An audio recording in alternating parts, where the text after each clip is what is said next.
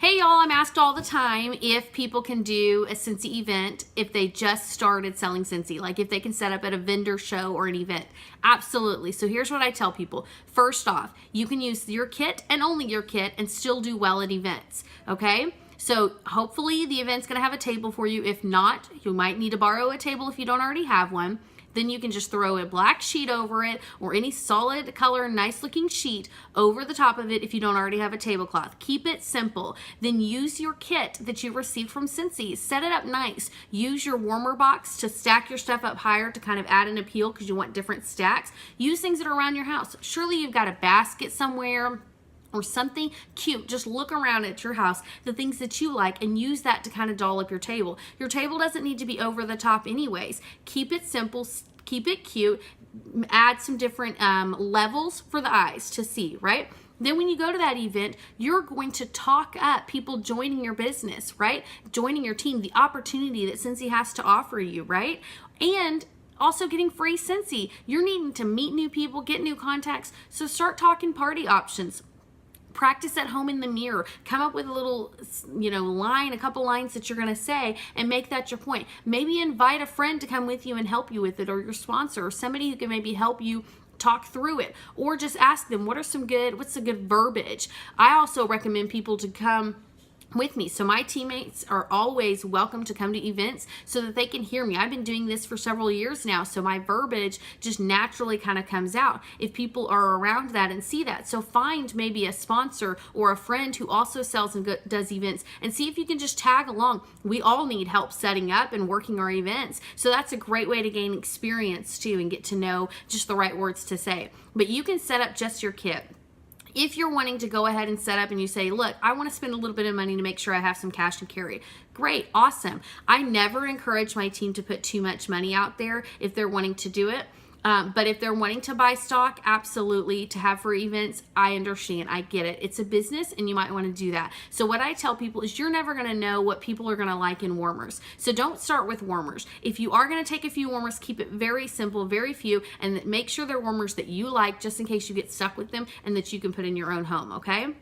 But I start with bars, and some bulbs. You can never go wrong with bars and bulbs. People always need wax and they need light bulb replacements, right? So the bars, what I tell people, start with your classics or your favorites.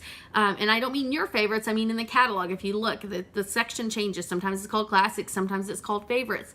Start in that section and order from that because those are going to be year-round scents that people are going to like all the time. If you stock up right now on fall winter stuff, then come spring summer, if you're stuck with it, you might not be able to get rid of it. Now sometimes you can, sometimes you can't. Just never know. So I start with the favorites and just stock up on those if you can. Maybe one of each, or I did 3.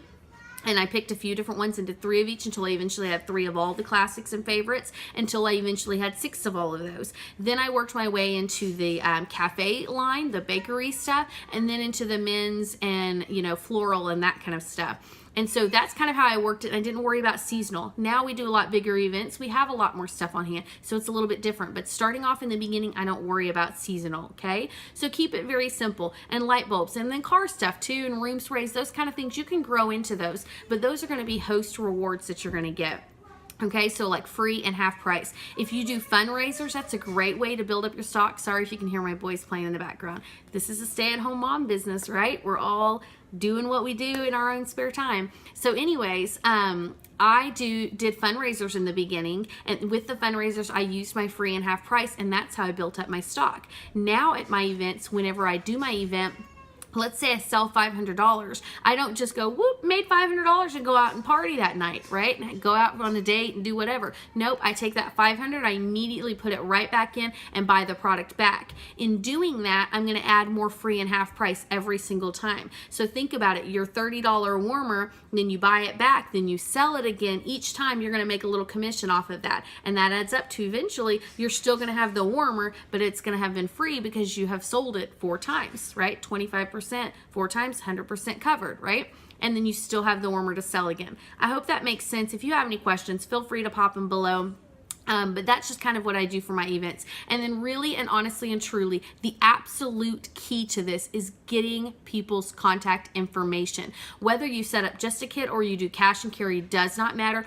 Always have slips there, or have your Maven app, or have something, and get people's contact information. You want at least a name and a phone number and an email address. I like to also get their address because I like to send a thank you card after all of my events, a thank you postcard. And I send that in the mail to them, and then I also add them to my Maven. Maven is huge for me in follow-up, and so I add them all to Maven, and then I also want to add them to my newsletter on the workstation. So that's why the email is important. Maven's important with the phone number and text message. If not, worst case scenario, email works for that as well. And then address so I can mail them goodies. So that's just my tips. Get their contact information. If they order from you, get their contact information so you can keep track of what they ordered. Try to jot that down quickly. If they didn't order from you, just get their contact information so you can follow up with them. And Maven, you're able to add a note in there and follow up with them to host a party or to join your team. I hope that helps. Let me know if you guys have questions, and I hope that you do fabulous at your vendor events. Bye.